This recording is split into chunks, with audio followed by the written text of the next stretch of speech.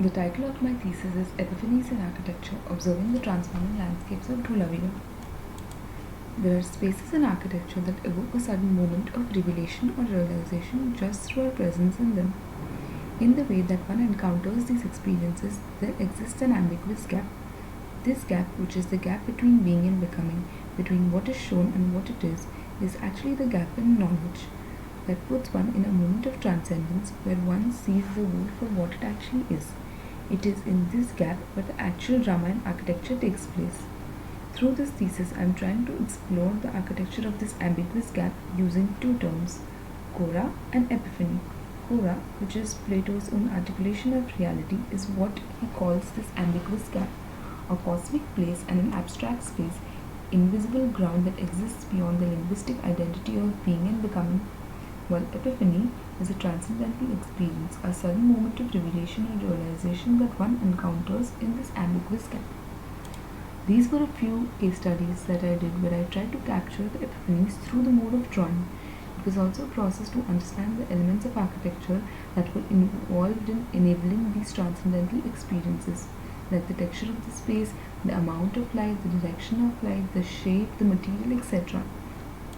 The presence of this ambiguous gap that enables the transcendence is also encountered on the landscapes of Dholavira. The landscape of Fossil Park, that is on the edge of the White Run, affects the mind with an overwhelming grandeur as well as fear.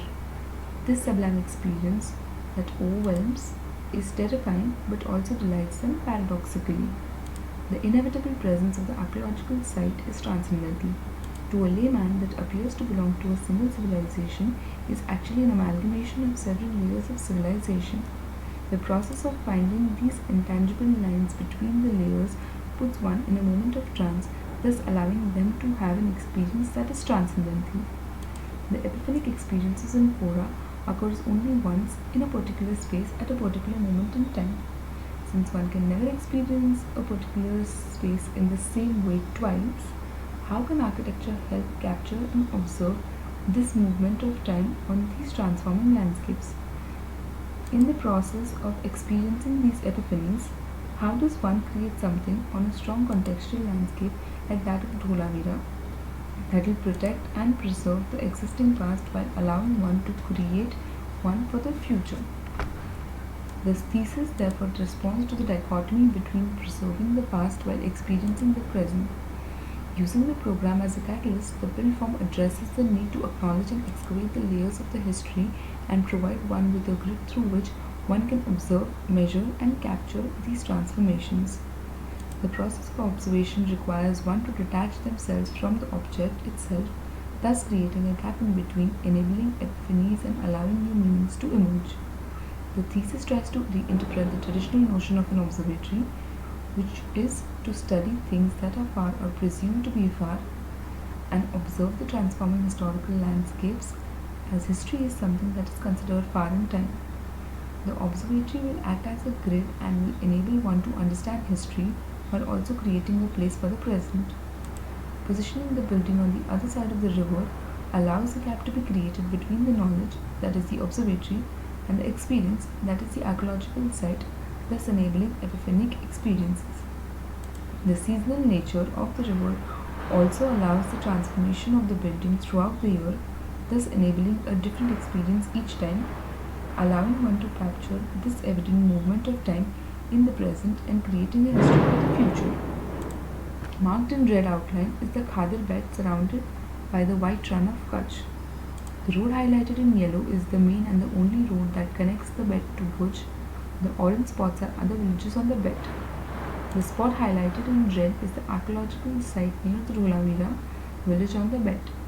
The plan shows the basic context of the archaeological site with the white run to the extreme left and the Dholavira village at the bottom right, which is approximately 10 minutes away from the Harapur metropolis site.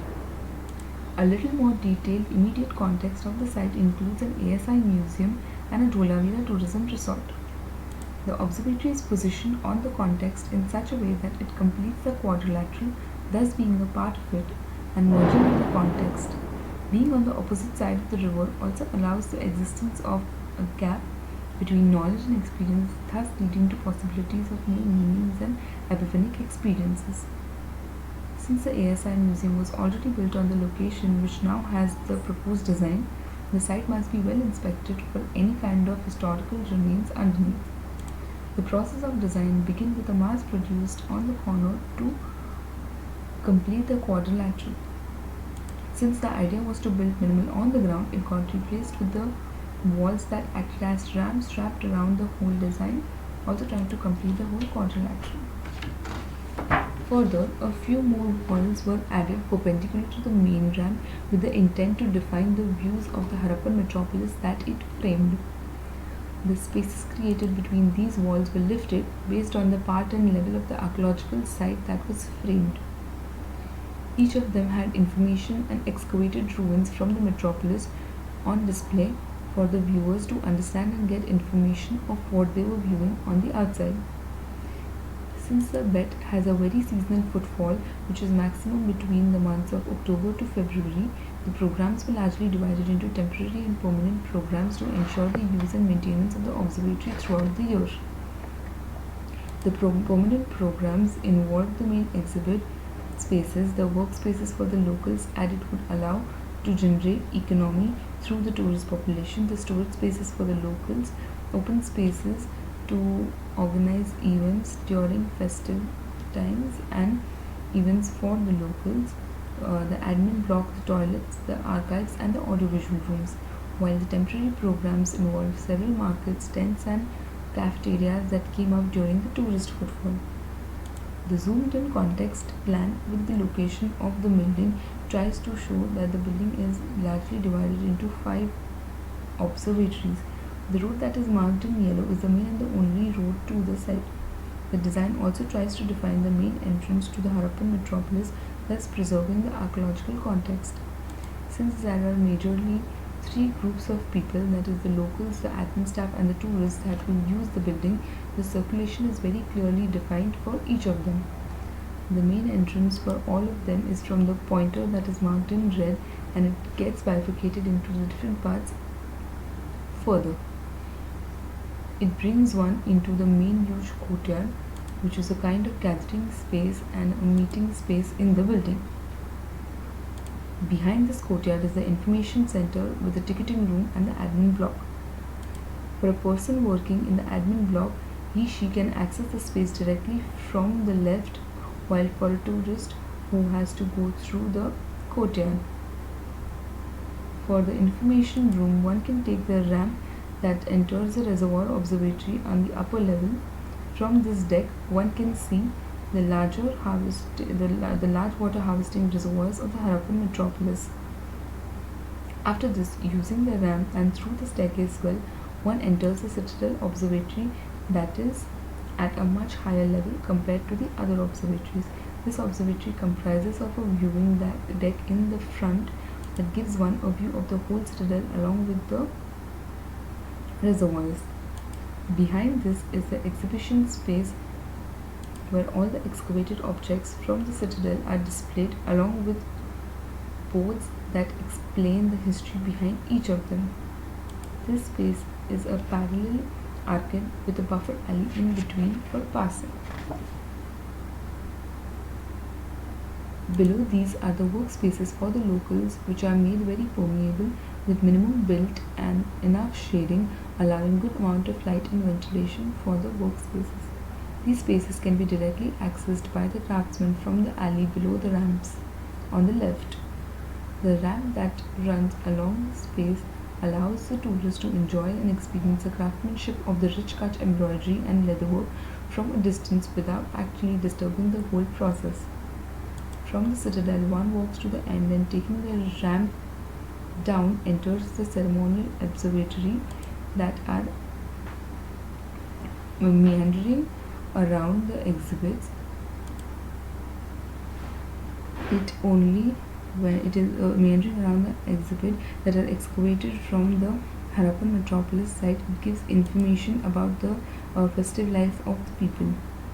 It is only when one reaches the bottom left point in the space they can see and experience the whole ceremonial ground of the Harappan metropolis.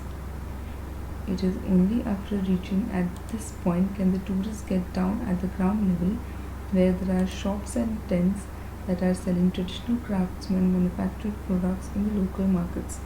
Meandering around this space, they can come up and go back to the Middletown Observatory, taking the ramp that steps down. This again has excavated objects from the Middletown encased in the glass table, and after going around them from the right balcony in the section, one can see the view of the Middletown and of the Harappan metropolis. As you move further, the heights of the spaces keep reducing and trying to create experiences of moving through one of the Harappan houses, the lowest height being in the lower town observatory, where again you can move through the space, which forces you to leave faster, and in the end giving you a panoramic view of the lower town.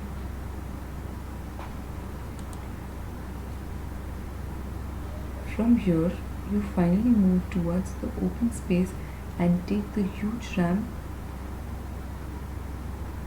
that is the one that is wrapped around the whole building, which takes you up from where one can get the view of the entire building along with the Harappan metropolis site all at once. This is the point where you realize that the entire grate that was used to observe the Harappan metropolis is kind of a human construct which enhances the Epiphany experiences. Then from there, one can get down and actually enter the main archaeological site to experience the intangible layers. The position of the building is such that it looks as a part of the existing metropolis. The material used is essentially procured from the sandstone quarry on the Dholavira island, which is said to be existing since the Indus Valley era. Built with the same material as the existing archaeological site, the building, over years of deterioration, when it reaches the dilapidated stage, will completely merge and become a part of the landscape and a history from the present. This is a technology axle that explains the several kind of edge details between the stone walls, the wooden slabs, and the mud arches that are used in the building. Since Dholavira experiences extreme climate conditions during the year, the slab of the building have earthen pipes running through them to keep the internal spaces habitable. The temperature, approximately 10 to 15 meters under the ground, is constant, 20 to 24 degrees. These pipes will pump up cool air from the ground, that is probably 10-12 kilometers under the ground, and use it to cool the fluids that will be running through the pipes around the building, and then bring back the hot fluid, which will again be cooled down using the same process. The building is placed north up in such a way that the main walls, the main ramps, and the perpendicular walls cast a shadow inwards, keeping the internal courtyards accessible and usable throughout the day, even during the hot summers. This is a stripped section through the several types of fenestrations used in the building, like the wooden jali walls, which will allow efficient light but also keep the internal spaces cool, the partition walls that are built using the wattle and top panels to allow porosity within the workspaces, and the railings that also follow a similar wattle pattern. The roofs of the buildings are built in wooden members between the stone walls and plastered with mud to keep the internal temperatures lower. While the slabs have earthen pipes running through them with compacted earth and mud arched ceilings below. A few of the internal walls are also built in ramped earth. The roof of the spaces in the building slopes in a way that it allows the collection of all the water falling on them into the water harvesting ponds on the site. These ponds, with the changing seasons, transforms the landscape of the site, thus enhancing the experience. Following are a few of the views of the internal spaces of the observatory. This is a view of the viewing deck for the reservoir observatory. This is an internal view of the reservoir observatory, with a bridge that takes you to the Citadel Observatory. The parapets are also built in such a way that it'll collect the water during the rains and enhance the experience of the view. This is the internal view of the Citadel Observatory with two parallel arcades that are exhibition spaces and the semi-open alley in between. This is a view of the workspace for the locals below the Citadel Observatory. This is a view of the ceremonial observatory with exhibits from the metropolis. This is a view from the outside of the lower space of the ceremonial observatory that is used during several events as well as exhibitions and festive celebrations.